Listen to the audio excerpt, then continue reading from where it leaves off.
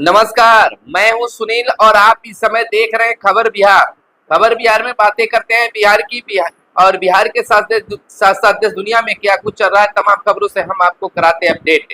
बिहार में शिक्षा रोजगार का क्या है हाल और गांव की सरकार को लेकर क्या कर रही है बिहार सरकार, तमाम खबरों से हम आपको कराते हैं अपडेट। आपको बता दें कि बिहार शिक्षा विभाग में लगातार कार्य हो रहे हैं। पत्र पर पत्र निकाले जा रहे हैं। सक्षमता परीक्षा को लेकर विभाग लगातार प्रयासरत और कार्य कर रही है।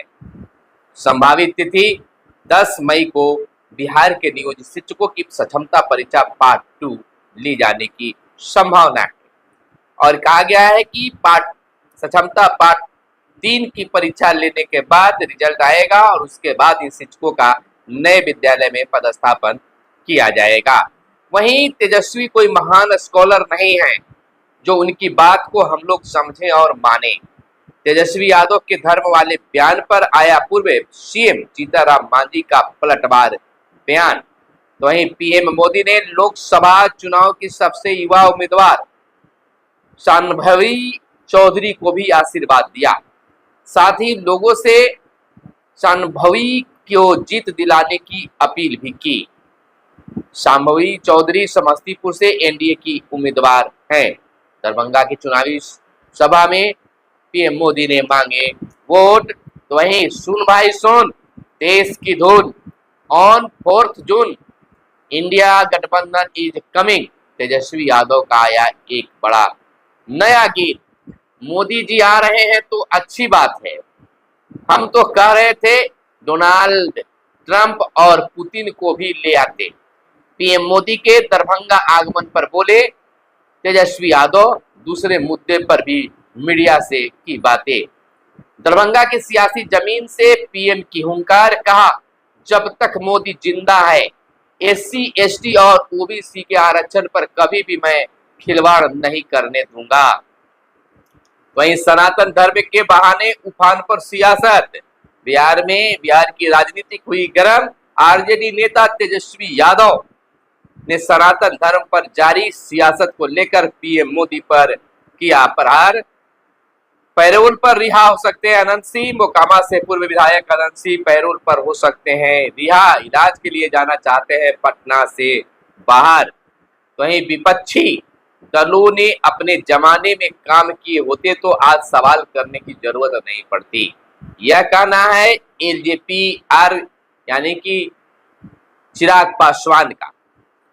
एलजेपी आर प्रमुख चिराग पासवान ने तेजस्वी यादव समेत पूरे विपक्ष पर हमला बोला है और घेरने का काम किया है। वहीं हम आपको बता दें कि बिहार मछलियों के उत्पादन में आत्मनिर्भरता के करीब पहुंचा। उत्पादन 8.46 से बढ़कर 8.73 लाख टन पहुंचा। 2023-24 की तुलना में 27,000 टन की वृद्धि देखी गई है। मछली उत्पादन बढ़ाने से बिहार को 1,000 करोड़ की हुई है बचत। 2023-24 में उत्पादन का लक्ष्य 8.89 लाख टन था, हुआ 8.73 टन। आपको बता दें कि मत्स्य निदेशक तरनजोत सिंह ने कहा है कि मछली उत्पादन में बिहार लगातार आगे बढ़ रहा है।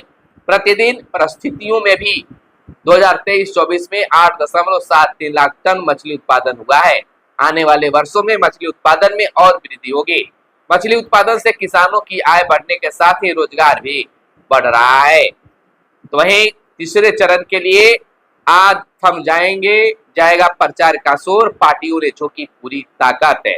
आपको बता दें कि तीसरे चरण की 5 लोकसभा क्षेत्रों में चुनाव प्रचार का शोर आज थम जाएगा। तीसरे चरण में झंझारपुर, सुपौल, अररिया, मधेपुरा और खगड़िया लोकसभा क्षेत्र में मतदान मंगलवार को सुबह 7 बजे से कराया जाएगा। भारत निर्वाचन आयोग ने तीसरे चरण के चुनाव की तैयारी पूरी कर ली है। इधर राजनीतिक दलों ने भी चुनाव प्रचार में अपनी पूरी ताकत झोंक दी है। तीसरे चरण में कुल 54 प्रत्याशियों के बीच मुकाबला है, जिसमें 51 पुरुष और 3 महिला प्रत्याशी शामिल है। सबसे अधिक 15 प्रत्याशी सुपौल लोकसभा क्षेत्र में है तो सबसे कम 8 प्रत्याशी मधेपुरा लोकसभा क्षेत्र में है। तो वहीं तेजस्वी यादव ने कहा है कि यह चुनाव देश व संविधान को बचाने के मुद्दे पर लड़ा जा रहा है। तो उससे पहले सम्राट चौधरी का भी बयान आया है। उन्होंने कहा है कि कांग्रेस को गरीबों की चिंता नहीं, पीएम उनके हितों की बात करते हैं। तो लगातार बयानबाजी का दौर जारी है। तो वहीं जमीन की ई मापी के लिए राजस्व कर्मी के प्रतिवेदन की अनिवार्यता हुई खत्म। ई मापी कराने को इच्छुक रैयत ने शपथ पत्र के आधार पर निर्णय लेंगे अंचलाधिकारी। राजस्व एवं भूमि सुधार विभाग ने ई मापी में राजस्व कर्मचारी के प्रतिवेदन की अनिवार्यता को खत्म कर दिया है। विभाग के अपर सचिव अरुण कुमार सिंह ने इस संबंध में एक पत्र भी जारी किया है। जिलाधिकारियों को संबोधित इस पत्र में कहा गया है कि मापी के लिए राजस्व कर्मचारी के प्रतिवेदन की आवश्यकता नहीं है। पत्र के साथ ई मापी आवेदन एक प्रारूप भी शामिल किया गया है। वहीं अगली खबर बता दें कि एक महीने में बढ़ गए 10 लाख पर्यटक। फरवरी 2024 की तुलना में मार्च 2024 में 10 लाख अधिक पर्यटक आए हैं बिहार। आपको बताते चले कि बिहार सरकार पर्यटन को लेकर लगातार काम कर रही है।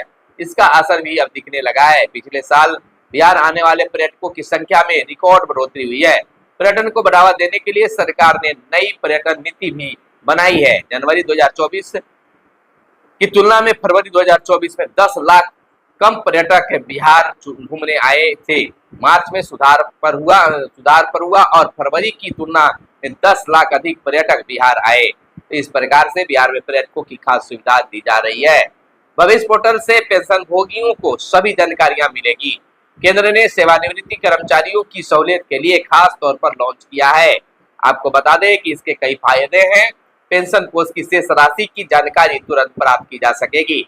सेवानिवृत्ति कर्मियों के पेंशन से जुड़े सभी दस्तावेज इस पोर्टल पर मौजूद रहेंगे। पेंशन विवरण से जुड़ी समस्त जानकारी भी इसमें उपलब्ध कराई जाएगी। तो और इसमें रजिस्ट्रेशन करवाना होगा। तो वहीं आग सुरक्षा मानकों की जांच बगैर होटलों को नहीं मिलेगा प्रमाण पत्र। पटना के 2 होटलों में आग की घटना के बाद पर्यटन विभाग ने लिया है खास निर्णय। अभी तक मान्यता और प्रमाणीकरण में आग से सुरक्षा मानक नहीं था शामिल। 90 होटल पर्यटन विभाग से मान्यता प्राप्त है। राज्य में वर्तमान में करीब।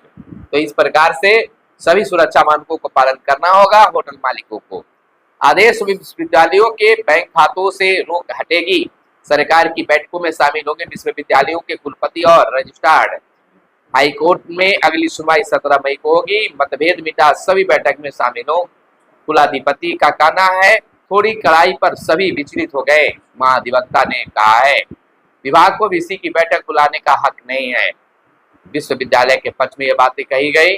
वहीं सुविधा चुनाव से सप्ताह भर पहले ही घर घर पहुंचेगी मतदाता पर्ची। जिलाधिकारी और एसएसपी ने समीक्षा के दौरान अधिकारियों के दिए खास निर्देश। तो पटना के जिलाधिकारी खास निर्देश दिए हैं। तो वहीं सरकारी कर्मियों को आवासीय भवनों में देना होगा मेंटेनेंस चार्ज।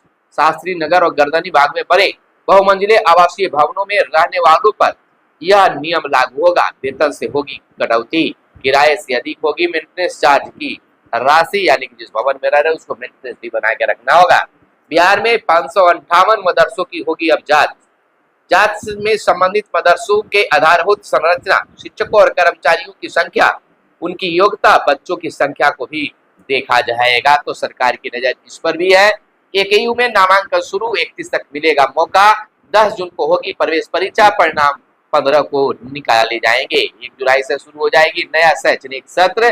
तो इस तरह की खबरों से अपडेट रहने के लिए आप हमारे चैनल को सब्सक्राइब कर सकते हैं। और वीडियो पसंद आया हो तो लाइक जरूर कीजिएगा, क्योंकि आपका लाइक करना ही हमें मेहनत का फल होता है। फिर मिलते हैं अगले वीडियो में। तब तक के लिए दीजिए इजाजत। जय हिंद, जय भारत, वंदे मातरम।